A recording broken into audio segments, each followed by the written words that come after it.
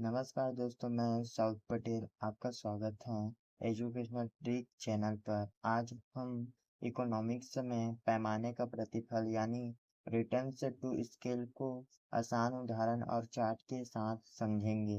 अगर आप इकोनॉमिक को आसान और मज़ेदार तरीके से सीखना चाहते हैं तो वीडियो को अंत तक जरूर देखें। तो आइए हम वीडियो को स्टार्ट करते हैं।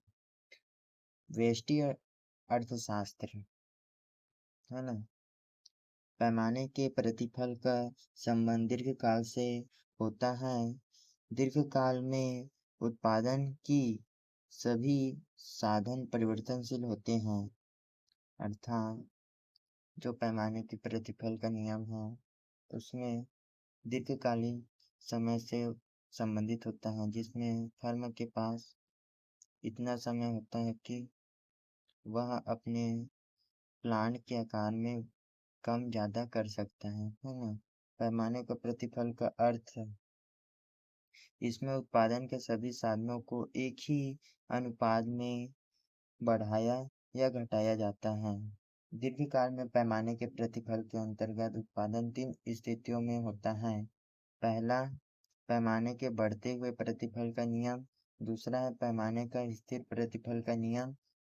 तीसरा है पैमाने का बढ़ते हुए प्रतिफल का नियम। आइए इसे डिटेल से समझते हैं।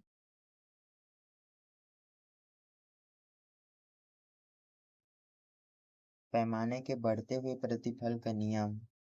पैमाने के बढ़ते हुए प्रतिफल के नियम का अर्थ है कि जिस अनुपात में उत्पादन के साधनों में वृद्धि की जाती है उसकी तुलना में उत्पादन अधिक अनुपात में बढ़ता है। अर्थात जब फर्म या उद्योग या उत्पादक के द्वारा अपने जो उत्पत्ति के साधन हैं उसमें वृद्धि मान लीजिए 20% करता है तो उससे उत्पादन वस्तु की उत्पादन 25% वृद्धि होती है ना।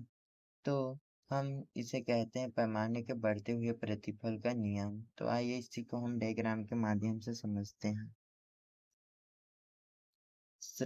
ओ एक्स अक्ष पर श्रम की मात्रा साधन को दर्शाया गया है। ओ वाई अक्ष पर पूंजी की मात्रा साधन को दर्शाया गया है।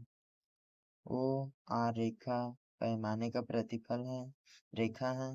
वही जब एक फर्म श्रम और पूंजी की मात्रा एक साथ ओ ए बढ़ाता है तो उससे उत्पादन P1 अर्थात 20 इकाइयां प्राप्त होता है। जब फर्म ओ ए से ओ बी श्रम और पूंजी की मात्रा एक साथ बढ़ाता है तो एक फर्म को P2 प्राप्त होता है, जो वस्तु की इकाई 40 प्राप्त होता है ना, उत्पादन होता है। जब फर्म ओ बी से बढ़ाकर ओ सी श्रम और पूंजी की मात्रा ओ सी बढ़ाता है तो उसे P3 प्राप्त होता है और जो वस्तु का उत्पादन है वह 60 इकाइयां प्राप्त होता है। जब फर्म ओ सी से बढ़ाकर ओ डी श्रम और पूंजी एक साथ की मात्रा को एक साथ डी ओ डी करता है तो उसे P4 प्राप्त होता है, अर्थात उस वस्तु की जो मात्रा है 80 इकाइयां प्राप्त होता है। तो इस तरह हम देख सकते हैं, डिफरेंस के साथ भी इसे देख सकते हैं, है ना। जैसे कि जो श्रम और पूंजी की मात्रा है वह पहले अधिक लगने लगा, फिर उसके बाद कम हुआ, लेकिन जो उत्पादन है वो अधिक होने लगा। फिर जो डिफरेंस डी सी है, सी डी है, उसमें फिर जो श्रम और पूंजी की जो साधन है वह कम लगा, लेकिन उत्पादन 80 प्राप्त हुआ। तो इस तरह हम इस डिफरेंस को भी देख सकते हैं। और यह ओ ए बी सी डी यह सभी उत्पादन के विभिन्न सहयोग को बिंदु को दर्शा रहा है ना।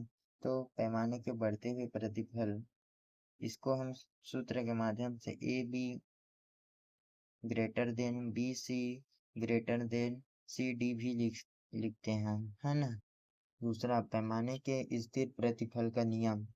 उद्योग या फर्म में जिस अनुपात में उत्पादन के साधनों में वृद्धि की जाती है, तो उत्पादन में भी ठीक उसी अनुपात में वृद्धि होती है। तो ऐसी स्थिति में उत्पादन पैमाने के स्थिर प्रतिफल का नियम के अंतर्गत प्राप्त होता है। तो आइए इसी को हम डायग्राम के माध्यम से समझते हैं। तो जब एक फर्म है वह जो साधन की मात्रा 20% वृद्धि करते हैं, तो उससे जो उत्पादन में वृद्धि 20% ही वृद्धि होता है। तो इस तरह पैमाने की प्रतिफल स्थिति स्थिति स्थिर रहती है। तो आइए हम इसे डायग्राम के माध्यम से समझते हैं। ओ एक्स अक्ष पर श्रम की साधन को दर्शाए गए हैं, ओ वाई अक्ष पर पूंजी साधन को दर्शाए गए हैं। जब फर्म पूंजी और श्रम की मात्रा एक साथ ओ एक बढ़ाता है, तो उससे फर्म को IP1 अर्थात 20 इकाइयाँ वस्तु की उत्पादन प्राप्त होता है ना। जब फर्म एक साथ श्रम और पूंजी की मात्रा OA से बढ़ाकर OB करता है, तो उससे फर्म को उत्पादन 40 इकाइयाँ प्राप्त होता है। वहीं फर्म श्रम और पूंजी की मात्रा OB से बढ़ाकर OC करता है, तो फर्म को उत्पादन 60 इकाइयाँ प्राप्त होता है। जब फर्म श्रम और पूंजी की मात्रा एक साथ OC से बढ़ाकर OD करता है, तो फर्म को 80 इकाइयाँ उत्पादन प्राप्त होता है। तो इस तरह ABCD यह बिंदु उत्पादन के सहयोग को दर्शा रहा है, और OR रेखा पैमाने का प्रतिफल है ना। तो पैमाने का प्रतिफल स्थिर है ना, पैमाने का स्थिर प्रतिफल, इसको सूत्र के माध्यम से समझते हैं। AB बराबर BC बराबर CD, यह सूत्र है उसकी। तो तीसरा को देखते हैं, पैमाने के बढ़ते हुए प्रतिफल का नियम। उत्पादन के साधनों में की गई अनुपातिक वृद्धि की तुलना में उत्पादन कम अनुपात में बढ़ता है, तब पैमाने के घटते हुए प्रतिफल की स्थिति उत्पन्न हो जाती है। जैसे उदाहरण के लिए, जब एक फर्म है वह साधनों में 20% वृद्धि करता है, लेकिन उससे जो उत्पादन होता है वो मात्र 15% वृद्धि होता है। मतलब जो उत्पादन में 15% वृद्धि होता है। तो इस तरह यह पैमाने के घटते हुए प्रतिफल का नियम लागू हो जाता है ना। तो इसी को हम डायग्राम के माध्यम से समझते हैं। ओ एक्स अक्ष पर श्रम की इकाइयों साधन को दर्शाया गया है, ओ वाई अक्ष पर पूंजी की साधन को दर्शाया गया है। जब एक फर्म श्रम और पूंजी की मात्रा OA लगाता है ना, लगाता है, तो उससे फर्म को 20 इकाइयाँ उत्पादन प्राप्त होता है ना। जब एक फर्म श्रम और पूंजी की मात्रा एक साथ OA से बढ़ाकर OB करता है, तो उस फर्म को 40 इकाइयाँ उत्पादन प्राप्त होता है। वही जब एक फर्म श्रम और पूंजी की मात्रा एक साथ OB से बढ़ाकर OC करता है, तो उस फर्म को 60 इकाइयाँ वस्तु के उत्पादन प्राप्त होता है।